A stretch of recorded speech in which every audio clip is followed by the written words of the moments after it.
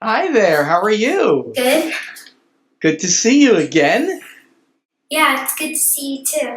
All right. I'm all excited about this. Same with me. Okay. Tell me a bit about yourself and Stronghold Games. Well, Cardboard Kid, I am Stephen Bonacore, and I'm the president of Stronghold Games. And I started the company about 10 years ago now, in 2009. And we started as a very small company, only making games that were reprints of older games because we figured we want to bring those back for people who remembered them when they were young and now they can play it again as adults and then they can share that with kids like you as well. So that's why one of our first games was Survive, Escape from Atlantis. And then since then, we've kept developing new partnerships out in Europe and across the world, and we're bringing lots of games from there now back to the United States and across the rest of the world too, including Canada. We met at Dice Tower West. How do you decide which conventions to attend? Well, first of all, thank you for inviting me on, of course, because when we met there, I don't know that you you thought that I was, worthy enough to maybe come on the show, but I'm really happy to be here. I want to make sure you know that. So thank you so much. So how do we decide which ones we want to go to? Well, it's a very good question. We try to go to all of the conventions that are of a certain size. Start with that. So the biggest conventions for board games are the first primary conventions we go to, like Gen Con, the biggest convention, which is basically the biggest convention in the United States and one of the biggest in the world. Origins is coming up in June. We go to that one. We go to Essen, or that's actually called the Spiel in Essen, Germany, and that's basically the biggest board gaming and game-centric convention in the world now. But we also like to go to conventions that serve a given part of the gaming community. So like the Dice Tower conventions, the one in Orlando, in Florida, by where I live, and the one now out on the West Coast there in Las Vegas, they are very big conventions because Tom Vassell and the gaming media are there, and they're all excited, and they promote the convention, and therefore they promote the companies too. We also go to conventions like Geekway to the West in St. Louis, because that's a convention where lots of really smart, I like to call them alpha gamers, show up. So they know the market and they're really excited about seeing Stronghold Games and me and the brand. So we select it by a size as well as the types of people that are going to be at those conventions.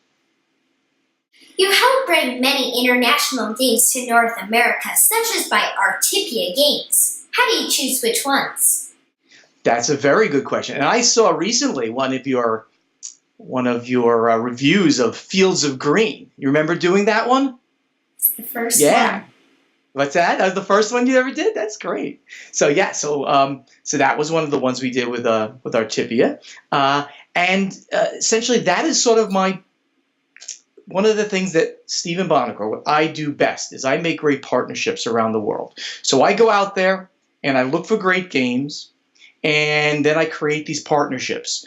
And to which ones do we decide to do? We literally try to pick the best ones. And since the company has grown to a certain size, at one point we were able to do more and more games, but now the way the market is going and the fact that we have so many partnerships, we've now had to scale back a little bit of that, but still Artipia Games is definitely a very important partner for us. Lautapellit in Finland, very big partner. And of course, I have to mention 2F Spiele, our major German partner, and that's Freedom and Freeze's company. And we do so many games with them because Freedom and Freeze is truly one of the greatest designers in the world. So we pick the best games that we can find with the most interesting partners out there. The latest Terraforming Mars expansion was just up on Kickstarter. Did you expect the game to be such a big hit? Well, as you know, of course, being so knowledgeable as you are and your audience, Terraforming Mars is just a huge success for the company, right? Number 4 ranked game of all time on Board Game Geek. It's taken the industry by storm, and it has, of course, transformed the company. So we obviously know how big that is. Did I know it was going to do almost $1.4 million and it was going to do 26,000 backers? No. There's no way you can kind of predict those things. We knew it was going to do very good, and we had a lot of the partners from the other languages on board to do it with us, so that helped out, obviously being a bigger number too.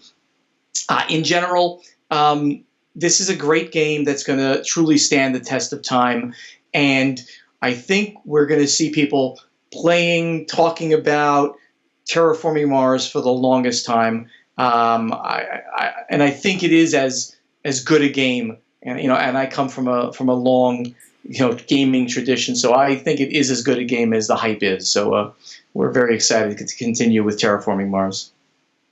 Tell me what's next for Stronghold Games. Oh boy. Well, I can't give you any secrets yet. I get in trouble when I do that. I've gotten in trouble in the past with some of my partners when they give away secrets. But I can tell you a little bit about some of the games that are coming up. How's that? So some of the things that are coming up in the schedule very, very soon. Excuse me. We have the follow-up game to Ganz Schön Clever, which we called it That's Pretty Clever in English, and it's called Twice as Clever. It's by that same great designer, Wolfgang Warsch. Ganz Schön Clever. That game was nominated for the Kenner Spiel des Jahres, the Gamers Game of the Year in Germany last year. This is his follow-up game. It uses very similar mechanics, but it is quite different, and you have to be twice as clever to play it. It's really hard to score big scores. I'm bad at that game. We also have another game by him that's also another roll and write called Bricks, coming out right after that in June. We have our heavy Euro for the convention season, midweight Euro, and that's Valparaiso, where you're a trader in the Mediterranean and you're going out on your ships to gather goods and to trade them back at port in the port of Valparaiso. And then again, we have two more of these roll and write games. One is called Dizzle, and the other one is called Encore.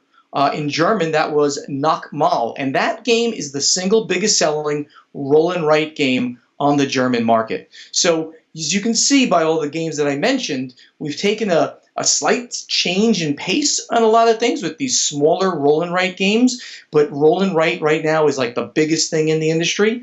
And once you play one, you just kind of get hooked into that whole idea of I'm going to roll dice, I'm going to select the die, and I'm going to mark things down on my sheet. It just becomes so much fun and so cool to do those kind of movements that gamers love it. And we want to capitalize, of course, on it and bring these great games from our partner Schmidt-Spiele out in Germany. All those games are by Schmidt-Spiele out in Germany.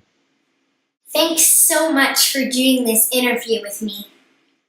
Thank you for having me. I can't wait to see you again. When am I going to see you again? Are you going to come to Dice Tower in Orlando? I don't think No? this year. Okay. And maybe Gen Con? That's a little closer. No, but we will be planning on going to Essen this year. Really? Oh, well, I'll see you there, okay?